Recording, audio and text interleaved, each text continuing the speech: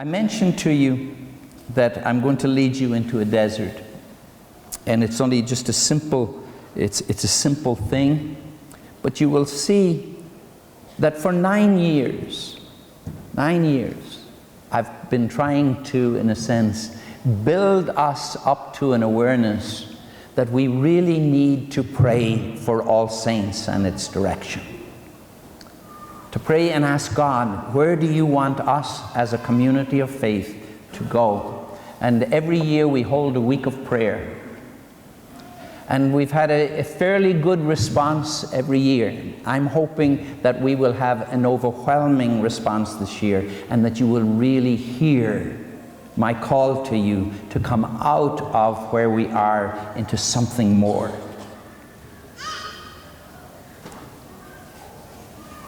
We have about 8,000 people in our parish, somewhere out there.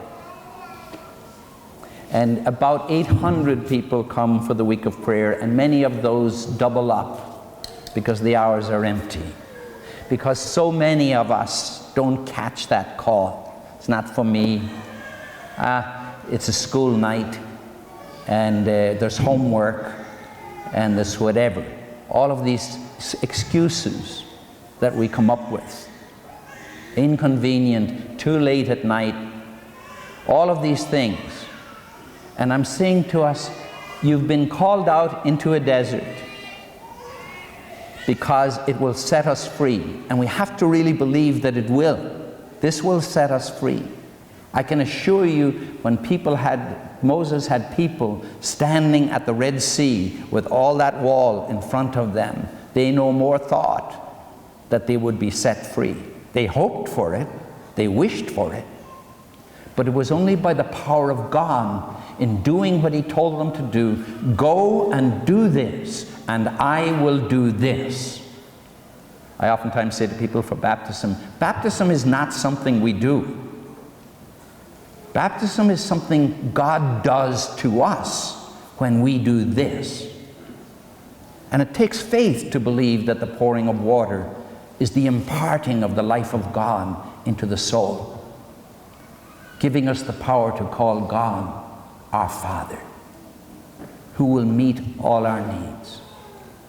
And then at the end of that week of prayer, I'm hoping that while I'm talking to you, say, yeah, I do this, but I'm going to do it with a greater intensity, with a greater hope. I'm even going to ask people to come with me. And to those of you who are such good people, who want everything else that everybody else wants, I'm encouraging you to make this simple act of faith on behalf of our parish, that God will bless us and show us what he wants from us. At the end of that time, I call on people to come to one Mass outdoors. It's usually very nice, but the numbers are dwindling because it's too hot and it's too inconvenient, and people grumble and they head for St. John Newman's or Sacred Heart, or maybe not go to church at all. And I'm saying, wrong call. There's a call going out to us. People ask Jesus, what is the work of God? And he says, the work of God is to believe in the one he has sent. And of course, that's believe in Jesus. But he sent me too. I'm asking you to believe in me. Now you see why it takes faith. I wouldn't believe in me either. You know, I'm just like you. And yet it's to believe that somehow this one was sent in order to lead us into a way of life that he himself needs,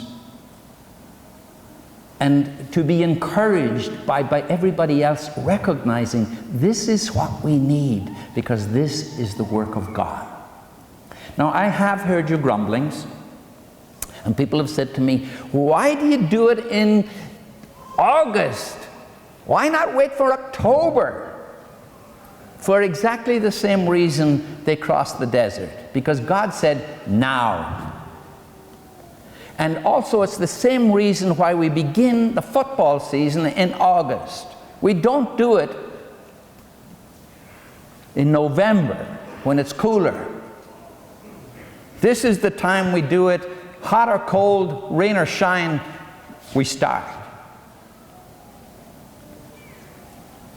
This is the beginning of the work of All Saints for the next year. It doesn't begin in October. It begins now.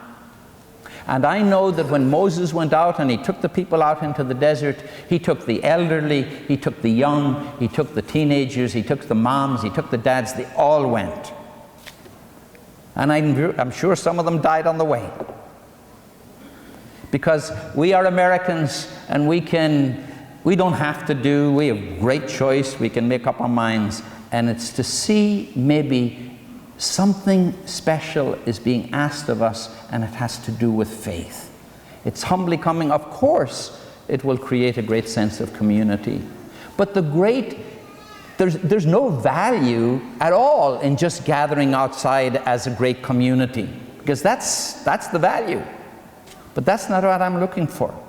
It's a community of a sacrificial group of people coming to give of themselves to this moment for the sake of God's blessing on who we are as a people.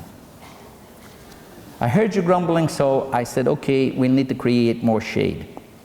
So I went to somebody and I said, you told me some time ago that you wanted to help me do a little thing in the parish whenever it came up, and I said, yeah, I need you to buy a big tent. Would you do that? And he said, how much is it? And he said, $500. And he said, yeah, I'd be happy to do that so that people will have shade. Somebody believes in you. Somebody has heard you grumbling. And I went out last week and I went to all the funeral homes and I said, look, we give you lots of trade.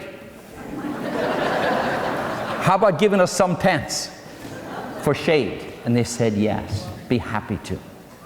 I'm going to encourage you to bring your tents, bring your shade, bring your umbrellas. And by the way, don't call me if it rains and say, is it still on? It's still on. Because it'll still be on when Pope Francis comes to Philadelphia. And we have greater than Pope Francis here. Not me, Jesus. Because Pope Francis isn't coming to really hold up Pope Francis. He's coming to stir up in us our faith in Jesus. I'm going to be asking you also, it's something new that they came up with and said, let's have a huge cover dish. So I'm asking you to bring enough for your family and 5 others so that everybody will be fed. It'll be a great day, but it's in humility more than anything else, not just have a great time and a fabulous time and whatever, but in humility to recognize that there is a place where we're stuck and we're being called to enter into a journey of faith and make our parish amazing.